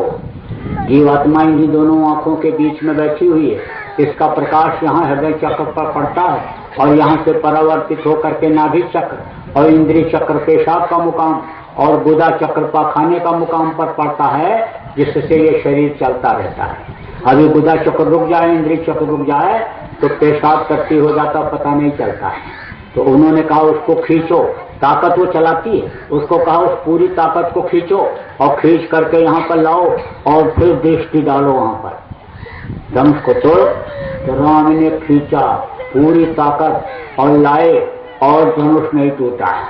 तब बोले सिवाय गुरु की दया के और धनुष कोई तोड़ नहीं सकता है। तब गुरु ही प्रणाम मन ही मन कीन्हा और अति लाभो उठाए धन लीना। गुरु को प्रणाम किया और कहा आप दया करो ताकत दो, और जब गुरु को प्रणाम किया ताकत मांगा तो छुअत उठावत खंचत गाढ़े। जब उनके आंखों में यानी गुरु की ताकत समाई और उन्होंने ऐसे देखा धनुष को, उसी वक्त धनुष टूट गया। कोई छूते उठाते उसको तोड़ते देखा ही नहीं। अरे जब दृष्टि पड़ने से टूटा तो छूते उठाते लोग कैसे देखते? तो वो थी गुरु की दया। तो अब उसने फौजी ने सोचा कि गुरु की दया के बगैर और कुछ नहीं हो सकता। और जब गुरु को याद किया, जय गुरुदेव बोला, तो उसके आंखों में इतनी ताकत आई कि नापने वाले के आंखों में पहुंची। तब बोला, बोल क्या कहना चाहता है। उसने कहा, एक बार मुझको फिर से नाप लिया जाए। बोला, अच्छा ठीक है, इनको नाप लूंगा, तब तेरे को आखिर में नापूंगा। जब सबको नाप लिया, लाइन खत्म हो गई, तब कहा, अच्छा दिखा दूं तुझको नाप करके, तेरा सीना छोटा है। अब जब नापा तो बिल्कुल सही निकला। अब वो फीता आगे पीछे कर रहा है। फिर नापा अपने संतोष के लिए, और फिर सही निकला। बस लिख दिया कागज पर, ओके, दस्तखत कर दिया। कहा, ले जाओ वहां चाप तौल करा दे। अब जब तौल कराने गया तो तौल उसका जब नंबर आया तौल कराने का, और देखा कि वजन कम हो गया। कागज पर जब तक वो लिखता तब तक हटो, चलो, समय हो गया। अब साहब ने कहा है बंद कर दो, ऑर्डर हो गया। तो मिलिट्री में तो ऑर्डर इज ऑर्डर। अगर ऑर्डर हो गया तो जहां जो सामान है वही छोड़ दो, कुछ नहीं करने का, ऑर्डर ही होता है उसमें, ऑर्डर। अब ऑर्डर हो गया तो चलो खाली करो, बस वहीं का वहीं छोड़ दिया। दस्तखत नहीं बनाया उस पर कागज पर, और वो कागज लेकर चला गया। लेकिन सोचने लगा कि वजन तो कम हो गया है। अब तो स्वर्ग से गिरे खजूर पर अटक गए, जमीन तक नहीं पहुंच पाए। अरे भाई, एक जगह अगर सीना सही भी हुआ गुरु की दया से, तो वजन कम हो गया तो भर्ती तो हो नहीं पाएंगे। अब हो गया, और वहां पुलिया पर बैठा हुआ था, धर्मशाले में जहां ठहरा था वहीं जा रहा था। सोच रहा था, 3 बीघा जमीन, माँ विधवा, भाई छोटा, कैसे पढ़ाई लिखाएंगे, कैसे गृहस्थी चलेगी, क्या होगा। या गुरु महाराज दया हो जाती, कृपा हो जाती, आप बताओ कैसे क्या करें। यही सब सोच रहा था। तब तक एक बुढ़ा आया। यहाँ क्यों बैठे हो, कहाँ से आए हो, पूछा, बताया सब। कहाँ ठहरे हो, धर्मशाले में। तब कहा, देख मैं तुझको बता देता हूँ, जैसा बताऊँ वैसा करेगा। हाँ करूँगा। तो कहा कि अच्छा ठीक है, कल सुबह जब धर्मशाले से निकलना तो 1.5-2 दर्जन केला खरीद लेना, और एक केला खाते हुए चले जाना जहां पर तौल कराने का है। और जब तौल कराने का होगा तो खूब भर पेट पानी पी लेना, और फिर तौल करा लेना। तो उसने ऐसा ही किया, और बिल्कुल सही उतर गया, तौल में भी सही उतर गया, नौकरी किया। आप कोई जानना चाहोगे, नाम पता बता दूंगा, मालूम कर लेना। तो अब आप इस बात को समझो कि बाहर से भी गुरु महाराज ने मदद किया, और अंतर में भी मदद किया, और अब भी मददगार हैं। गुरु महाराज तो शरीर छोड़ करके चले गए, लेकिन उनकी ताकत अब भी लोगों के साथ में है। देखो, गुरु एक पावर होती है, गुरु एक शक्ति होती है, वो किसी भी शरीर में प्रवेश करती है। जब उनका शरीर पूरा हो जाता है तो वो शक्ति को दूसरे में प्रवेश करा देते हैं। वो जिन जीवों को अपनाते हैं उनको तो पार करते हैं। सतलोक में उनकी जीवात्मा जाती है, ताकत नीचे रहती है, जीवात्मा वहां रहती है। लेकिन जो गुरुपद स्थान है, त्रिकुटी धाम जिसको कहा गया, वहां तक आते रहते हैं। जब तक उनके जीव रहते हैं वहां तक आते रहते हैं, उनको संभाल करते रहते हैं और उनको ले जाते हैं। अब इनके जाने में जितना भी टाइम लग जाए, 100-200 साल भी लगे, तो भी वो बराबर अपने जीवों को पार करने के लिए, वहां पर खींचने के लिए, दया देने के लिए बराबर आते रहते हैं। लोगों ने कहा, लोग कहते हैं, जिसको भ्रम हो जाता है वही कहता, जो भ्रम हो गया जिनको, वो कहते गुरु महाराज ने कहा था कि 400 साल में जिंदा रहूंगा। ये नहीं कहा था, इस शरीर से 400 साल तक मैं रहूंगा। गुरु महाराज ने कहा था कि जरूरत पड़ेगी तो मैं 400 साल तक रहूंगा। क्या जरूरत पड़ेगी, संतों का क्या काम होता है। हम आए वही देश से जहाँ तुम्हारो धाम, और तुमको घर पहुँचाऊंगा। एक हमारो काम, तुम्हारी जीवात्मा का कल्याण हो जाए, ये काम हम करें, उसके लिए उन्होंने कहा था जरूरत पड़ेगी। 100 साल में अगर उनके जीव चले गए तो 400 साल तक रहने की कोई जरूरत नहीं है। अब आप इस बात को समझो कि लोग कहते हैं गुरु महाराज ने कहा था कि मैं सतयुग लाऊंगा, तो सतयुग तो वो लाएंगे, शरीर से नहीं कहा था इसी शरीर से लाऊंगा, लेकिन उनकी ताकत लाएगी। अब वो ताकत हमने भर दें, आपने भर दें, किसी पशु पक्षी में भर दें और वो सतयुग ला दे। अरे ये वो भूमि है कि जहां पर 12 अवतार हुआ, जहाँ पर शूकर अवतार हुआ, यहाँ पर खम्भ फाड़ करके निकले, ये वो भूमि है, ये धर्मपरायण देश है, यहाँ सब कुछ हो सकता है। तो सतयुग तो आएगा। लिंग पुराण के 40वें अध्याय में लिखा है, सूर सागर में लिखा है, जगन्नाथ दास की उड़िया किताब में लिखा है। तो सतयुग तो कलयुग में आएगा। लेकिन आज अगर मान लो आप ये सोचो कि कल सतयुग आ जाएगा, तो क्या आप इतने लोग बैठे हो सतयुग में रहने के लायक हो? अरे भाई, कलयुग के लक्षण आप में नहीं है, कलयुगी गुण आप में नहीं है। और अगर कलयुगी गुण रहेंगे तो कलयुगी रहोगे, तो कलयुग अपने साथ लेता जाएगा। 2-4 मान लो आप ऐसे हो कि जिसके लिए कहा गया कि सतयुग योगी सब विज्ञानी और करिहर ध्यान करें वो प्राणी, आपके अंदर वो विद्या, आध्यात्म विद्या आ गई, आप योग करते हो, साधना करते हो, आप विज्ञानी हो गए, तो आपको अगर एक पूरे गांव का 1-2 आदमियों को मालिक बना दिया जाए और कहा जाए सभी घर आपके, सभी जमीन जायदाद आपके और रुपया पैसा जितना सब आपका, तो रह पाओगे? उठ जाओगे। ये लड़के बच्चे चले जाते हैं, अपने नैहाल बच्चे चले जाते हैं, अपने मायके औरत चली जाती है, 4 दिन घर में रह पाना मुश्किल, भाग करके दौड़ करके लोग जाते हैं और कहते हैं कि खाने के लिए समय से नहीं मिल रहा है और घर सूना लग रहा है, जल्दी से भेजो, जल्दी से चलो। अब जब गांव में कोई रहेगा नहीं, ऐसे आदमी उठ के मर जाएगा। और फिर सतयुग का आनंद क्या मिलेगा जब आदमी नहीं रहेंगे? तो अभी तो सतयुग के लायक लोगों को बनाया जा रहा है और सतयुग के लायक लोग बन जाएंगे, सतयुग आ जाएगा। और अगर जल्दीबाजी की जाएगी तो मरेंगे, बहुत मरेंगे। देखो, जब भी युग परिवर्तन हुआ बहुत मरे, त्रेता खत्म होने को हुआ मरे, द्वापर खत्म होने को हुआ मरे, तो बहुत मर जाएंगे। इसलिए अभी तो इनको उसके योग्य काबिल बनाया जा रहा है। अब जो लोग कहते हैं कि गुरु महाराज जिंदा हैं और गुरु महाराज आएंगे, उनका भ्रम और भूल है। रात को आप जा रहे हो और कहीं रस्सी पड़ी हुई है अंधेरे में, तो कहोगे कि ये सांप पड़ा है, तो उसका आगे का हिस्सा जो मुंह है वो दिखाई, रस्सी का आगे का हिस्सा दिखाई पड़ेगा, मुंह है, पीछे का हिस्सा पूछ दिखाई पड़ेगी। कोई मिट्टी की ढेर लगी हुई है और भ्रम अगर हो गया कि आदमी बैठा हुआ है, तो उसका हाथ पैर, आंख कान पगड़ी सब दिखाई पड़ेगी कि जो कोई आदमी बैठा हुआ है। लेकिन अगर टार्च जला दोगे, उजाला हो जाएगा, तो वो मिट्टी की ढेर दिखाई पड़ेगी और सांप रस्सी दिखाई पड़ेगा। ऐसे अंधेरे में नहीं पहचान होती है। अब उजाला अगर अंतर में हो गया, अंदर की आंख आपकी खुली और उजाला हुआ, गुरु महाराज सामने मिले, तो आपको सब बता देंगे। तो आपको भटकने की क्या जरूरत है? कहीं जाने की जरूरत नहीं। और जो भग भग करके जाते रहे लोगों के कहने में कि चलो शाहजहांपुर चलो, लखीमपुर चलो, सीतापुर चलो, और गुरु महाराज वहां मिलेंगे, वो भग भग करके देख देख करके निराश होकर के वापस आ गए और कहने लग गए कि भाई एक बार गया तो बोले कि 1 तारीख को आओ, दोबारा गया तो बोले पूर्णिमा को आओ, और पूर्णिमा को जब 4-6 लोगों को और लेकर के गया तब बोले पैसा इकट्ठा करो, और कानूनी अड़चन आ गई। तो भाई यही लोग तो अभी इलेक्शन आएगा तब कहने लगेंगे हमको एमएलए बना दो, एमपी बना दो। जब हम लोकसभा में जाएंगे, विधानसभा में जाएंगे, आवाज लगाएंगे जब वहां पर, तब बाबा जी निकलेंगे। तो भाई इनका सब झूठा हिसाब किताब है। इनसे कहा भी गया कि तुम जब चैलेंज के साथ कहते हो बाबा जी जिंदा हैं, तो चलो कोर्ट कचहरी में लिखा पढ़ी हो जाए, हम भी लिख दें, आप भी लिख दो। वहां जाने के लिए नहीं तैयार हो रहे। तो ये तो लगता है अपनी टीम बना रहे हैं, तो टीम ही बना रहे हैं। वो जो भूल और भ्रम में पड़ गए, वो तो लोग लौट करके वापस आ गए और अपनी अपनी गलती के लिए लोग अपनी गलती एहसास करने लग गए।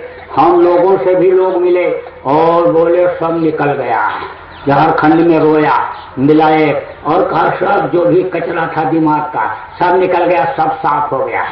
1-2 आदमी ऐसे भी मिले, बोले आप मुझे माफ कर दीजिए, मैंने आपको बहुत गाली दिया। अरे हमने कहा भाई गोली तो नहीं दिया, गाली ही तो दिया, गाली तो कहीं मुझे लगी नहीं।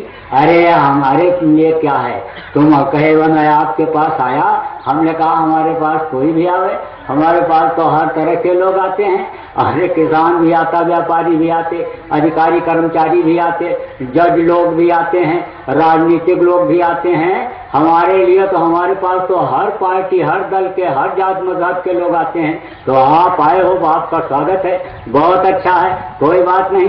अब आप समझ लो कि उनका कचरा साफ हो गया जो दिमाग का था। लेकिन जो स्वार्थी लोग हैं वो तो अपना समाज बनाने में लगे हुए हैं। अब उनको स्वार्थी कैसे ना माना जाए।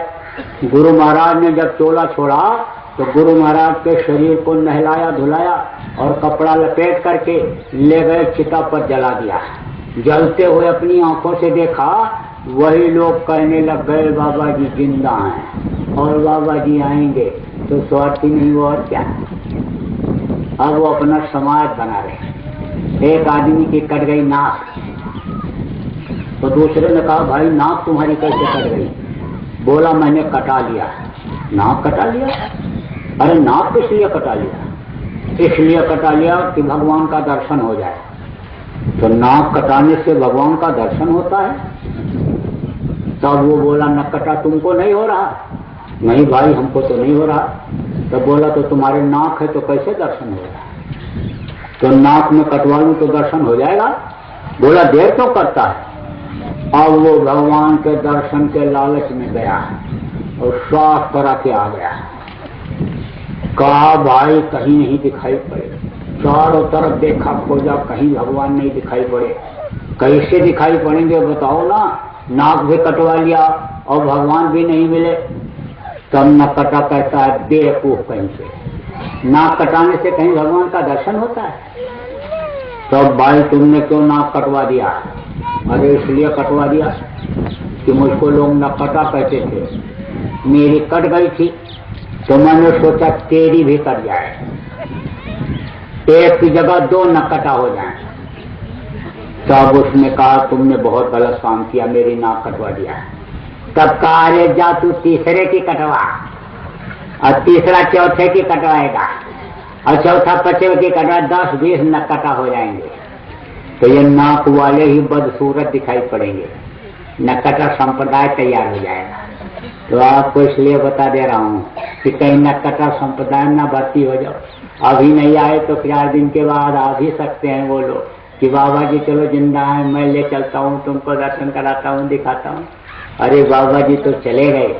इस धरती का ये विधान है कि जो मनुष्य शरीर में आया और एक बार छोड़ करके शरीर चला गया, दोबारा फिर उस मनुष्य शरीर में नहीं आया। तो बाबा जी कैसे आएंगे?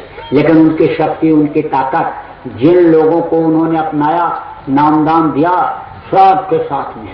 आप लोग जितने नामदानी हो गुरु महाराज के, सब लोग ध्यान और भजन करो तो सब समझ में आ जाएगा, फिर कोई शंका नहीं आएगी। अब देखो मोटी मोटी बात आपको बताऊं। गुरु महाराज ने ये कहा था मेरे लिए कि नए लोगों को नामदान देंगे और पुरानों की ये संभाल करेंगे। तो अब पुराने लोग जो गुरु महाराज के हो, उसी बात को पकड़ करके ये मत सोच लेना कि ये हमारे गुरु बन गए। आपका गुरु तो कभी बन ही नहीं सकता हूं। बाहर के संभाल की बात जो गुरु महाराज मौजूद थे और आपका मुझसे करवाते थे, वो सब मैं करता रहूंगा।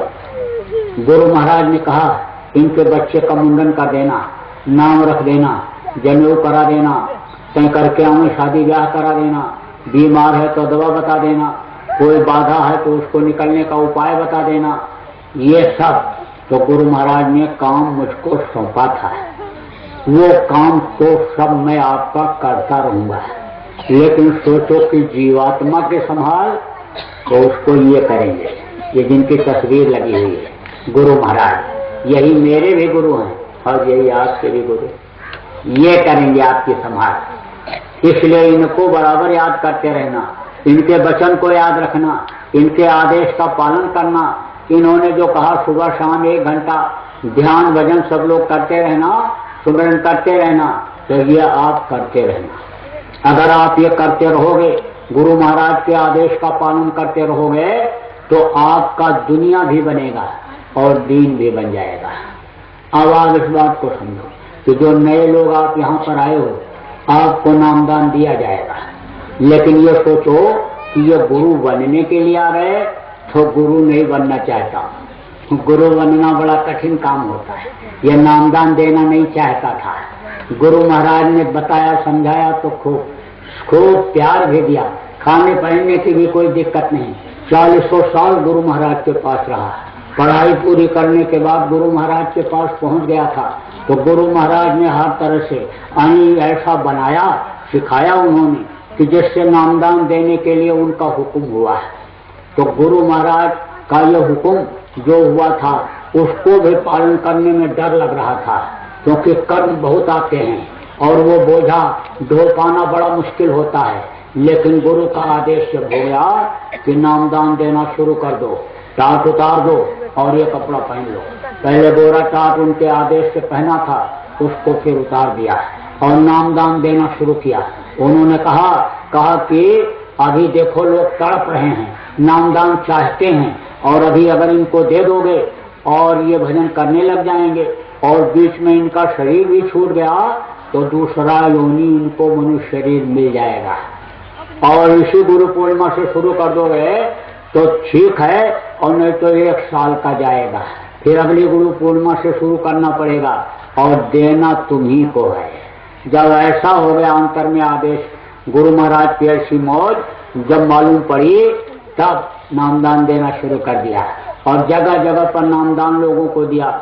और जिन्होंने भजन किया करने लग गए उस काम में, लोगों को फायदा भी दिखाई पड़ने लग गया। लोग फोन से बताने लग गए, मिलने पर भी सब बातें बताने लग गए। ऊपर का नजारा जब लोगों ने देखा तब कहने लग गए ये देवी देवता की तस्वीर जो यहाँ लोग मान करके पूजा कर रहे ऐसे तो वो है ही नहीं, उनमें क्या ऐसी विशेषता, इस तरह की बातें सब वो बताने लग गए। जब उन्होंने इस बात को देखा, यानी जब वो अनहद वेद वाणी सुनाई पड़ी और मस्ती आई, तब सब वर्णन जब वो करने लग गए तो थोड़ा संतुष्टि मिली, संतोष हुआ।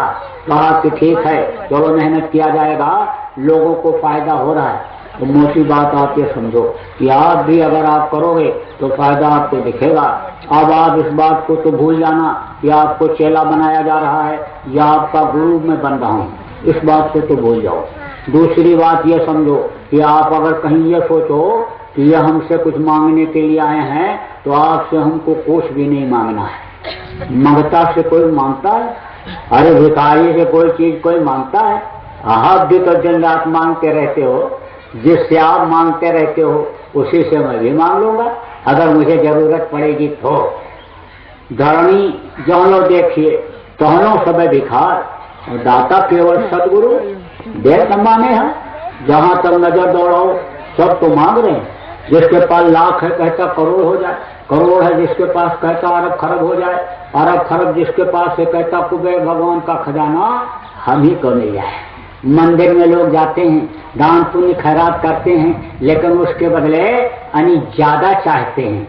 5 रुपए का प्रसाद चढ़ाया और कहते 500 रुपए का मुनाफा दिन भर में दुकान में हो जाए। तो अब आप इस बात को समझो कि ख्वाहिशों की इबादत से इबादत कबूल नहीं होती है। तो आपसे क्या मांगना, मांगते रहने वाले से कोई नहीं मांगता है। जो कुछ मांगना होगा इनसे मांगे, और तो मुझको कुछ नहीं मांगना, क्योंकि ये दे रहे हैं। ये दाता केवल सदगुरु देख न माने यार, ये देने में लगे हुए हैं। जो इच्छा की ही मनमाही, और गुरु प्रताप का दुर्लभ नहीं, इनकी कृपा से कुछ दुर्लभ नहीं है। कल जिस चीज की जरूरत है वो चीज आज हाजिर हो जा रही है। जब परमार्थी निशाना बन गया, कोई स्वार्थ का निशाना नहीं बना।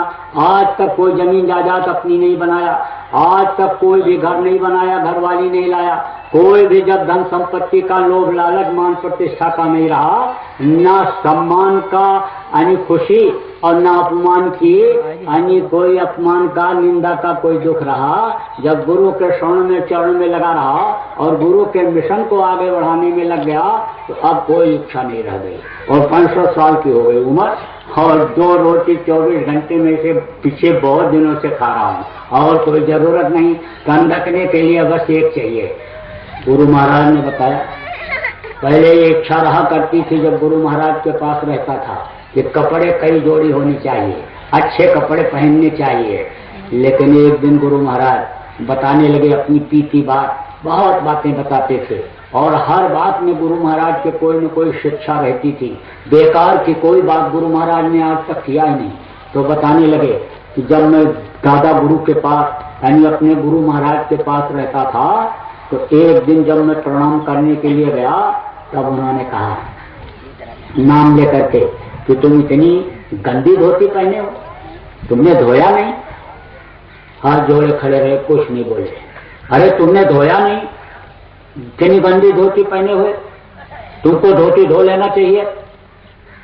तब बोले एक ही है तो कैसे धोता। तब उन्होंने कहा सारे आधी धोती धो ले और धो के सुखवा ले और उसको पहन ले और फिर आधी धो करके सुखवा लेना। अब आप इस बात को सोचो कि कैसे उन्होंने जिंदगी अपनी बिताई। एक धोती पहन करके गुजर किया, एक रोटी खा करके गुजर किया।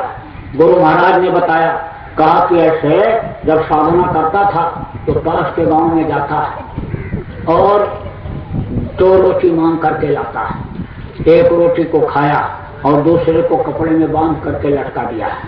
और जब भूख लगी 40 घंटे 42 घंटे एक आसन से बैठते थे और जब भूख लगी तो उसी दूसरी रोटी को कपड़े में से खोल करके और नदी के पानी में भिगो करके और फिर खा करके फिर साधना करने के लिए बैठ जाते थे। उसी समय से सब इच्छा खत्म हो गई, सब इच्छा खत्म हो गई। कुछ नहीं, परमार्थी निशाना रहा, परमार्थी ही भाव रहा और अब भी परमार्थी ही भाव है। हमको जो कुछ भी लोग दे देते हैं उसको मैं ले जा करके उज्जैन में लगाता हूँ। गुरु महाराज के नाम का आश्रम उज्जैन में बन रहा है और उसको बनाने की जरूरत पड़ी क्योंकि वहाँ का आश्रम छोड़ देना पड़ा। जब गुरु महाराज ने शरीर छोड़ा तो कुछ लोगों को लोभ और लालच हो गई कि इस जमीन और जायदाद का मालिक मैं बन जाऊं, गद्दी का मालिक मैं बन जाऊं। और उन्होंने सोच लिया कि रास्ते में जो आएगा रास्ते से ही हटा दूंगा। तब मैंने सोचा खून बह जाएगा, गुरु का नाम बदनाम हो जाएगा। तो गुरु महाराज का इतिहास याद आया। गुरु महाराज जब शरीर छोड़ करके गए थे सिरौली में तो इनके भी गुरु भाइयों में यही झगड़ा झंझट पैदा हो गया था जमीन जायदाद और गद्दी का। तो गुरु महाराज सब छोड़ करके चले आए और कभी भी वहां नहीं गए थे। तो मैंने भी कहा मैं भी चलो यहाँ से छोड़ो और वक्त करके फिर वहां से चला आया किसी तरह से और आपके यहीं राजस्थान और यहाँ से फिर शुरुआत कर दिया। लेकिन उज्जैन में यानी वहां पर जगह मिल गई 40-45 एकड़ के करीब जमीन अपनी हो गई और 100 एकड़ के करीब जमीन लीज पर मिल गई। उनको पैसा देना, वो अपना तो नहीं है, जब भी वो छुड़ाना चाहेंगे छुड़ा लेंगे, लेकिन पैसा देते रहो तो उसमें आप मेला लगाओ या खेती करो, कुछ भी करो। तो उसमें खेती भी की जा रही, बराबर भंडारा वहाँ चल रहा है। 100-200 आदमी बराबर रहते हैं, 500-1000 आ जाए वो भी खाएं, आटों में घाटों में। नहीं दाल का दर्शन और दूध और घी का नाम न लेना, पड़े रहो चाहे बरसन। संतों के खाने में, संतों भंडारे में कहीं कोई कमी आती है? तो गुरु के नाम का भंडारा चलता है, भोग लगता है गुरु महाराज का बनने के बाद, फिर प्रसाद बनता है तो कमी कभी होती ही नहीं।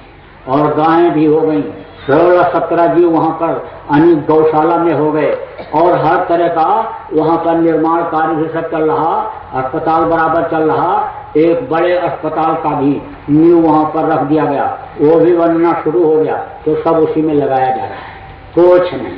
अरे हजम ही नहीं होगा, अब इस उम्र में पुआ माल खाऊंगा तो हजम ही नहीं होगा। सूखी रोटी से या शरीर को चलाया जा सकता, फिर आपसे क्या मांगेंगे? सोचो आपसे क्या मांगूंगा, आपसे कुछ नहीं मांगना है। लेकिन आप ये सोच रहे हो कि मैं यहाँ पर आया हूँ और मुझे कुछ देना है, तो यही दे जाओ। क्या? अपनी बुराइयों को। जो भी अभी तक मांस खाया, मछली खाया, अंडा खाया, शराब पिया, ताड़ी अफीम का सेवन किया, चोरी चकारी आपने किया, किसी बहन बहू बेटी की इज्जत को बर्बाद किया, ये सब आज यहीं छोड़ जाओ और दोबारा मत करना। कान पकड़ लो उस मालिक से और माफी मांग लो उस मालिक से, कह दो अभी तक जो गलती हुई सो तो हुई, लेकिन अब नहीं होगी। देखो, मांस मनुष्य का भोजन नहीं है। जड़ और चेतन ये 2 चीजें बनाई गई, प्रकृति ने बनाया है, भगवान ने। जड़ किसको कहते हैं? जो एक जगह से दूसरी जगह आ जा ना सके। धान, गेहूं, चना, ज्वार, बाजरा, मक्का, ये सब जड़ है। और चेतन कौन है? आदमी। चेतन जानवर भी है, गाय बैल भैंस घोड़ा गधा कुत्ता बिल्ली शेर ये भी चेतन है, लेकिन कुछ चेतन ऐसे हैं कि जो जीभ से चाट करके पानी पीते हैं, जैसे कुत्ता बिल्ली शेर ये मांस खाते हैं। जो खींच कर पानी पीने वाला गाय बैल भैंस है ये मांस नहीं खाता है, उसके सामने मांस डाल दो तो सूंघ करके छोड़ देता है। एक आदमी ही खींच कर पानी पीने वाला कुछ नहीं सूंघता है, सब खाता दबाता चला जाता है। अब आप इस बात को समझो कि घी में अगर भून करके मांस की बदबू को खत्म न किया जाए, किसी के सामने ऐसे प्लेट में मांस ला करके रख दो तो खा नहीं सकता है। वो तो घी में जब भूनते हैं मिर्च मसाला डालते हैं खुशबूदार बनाते हैं तब खाते हैं। तो खींच कर पानी पीने वाला मनुष्य 84 लाख योनियों में सबसे श्रेष्ठ, और ये गलती करे तो सजा मिलेगी कि नहीं? सख्त सजा मिलती है, माफी नहीं होती। मारने वाले को भी उतना पाप, लाने वाले को भी उतना पाप, काटने वाले को भी उतना पाप, और मांस बनाने वालों को भी उतना पाप, और खाने वालों को भी उतना ही पाप लगता है। इसलिए खाना तो छोड़ दो, और अगर जो खाने वाले यहाँ नहीं आए और बनाने के लिए कहना कहें अब मत बनाना, अभी तक जो बनाया पाप लिया, लेकिन अब मत बनाना। बिल्कुल टाइट अगर हो गए तो फिर घर में बनना बंद हो जाएगा। तो मांस मनुष्य का भोजन नहीं, और मांस जब से लोग ज्यादा खाने लगे बीमारियां बढ़ गई। डॉक्टर टेस्ट कराता है खून तो कहता है भाई इसमें तो जानवरों का खून का अंश मिल रहा है, अब आदमी की दवा खिलाते हैं फायदा नहीं करता, और जानवरों के लिए जो दवा बनाई गई खिला दूंगा मर जाएगा, तो अब क्या किया जाए। लेकिन नर्सिंग होम चलाना है, 10 करोड़ रुपया खर्चा कर दिया, उसमें लगा दिया, तो मरीज को छोड़ देगा, दवा नहीं खिलाएगा तो कहाँ से नर्सिंग होम चलेगा। तो कुछ ना कुछ देता रहता है, खिलाता रहता है, लेकिन मर्ज नहीं जाता है। एक मर्ज गया दूसरा निकल आया, तीसरा चौथा पैदा हो गया, तेरा ऑपरेशन भी कर दिया, पैर भी काट दिया, पैसे भी ले लिए। तो अब आप इस बात को समझो कि मनुष्य का भोजन मांस नहीं है। कहा कि बकरी पाती खात है ताकर खींची खाल, जो नर बकरी खात हैं वाकर कौन हवाल। मांसाहारी मानवा प्रत्यक्ष राक्षसम, इनकर संगत जो करे पड़े भजन में भंग। कहा गया मांसाहारी का साथ कर लो तो भजन में बाधा आ जाए।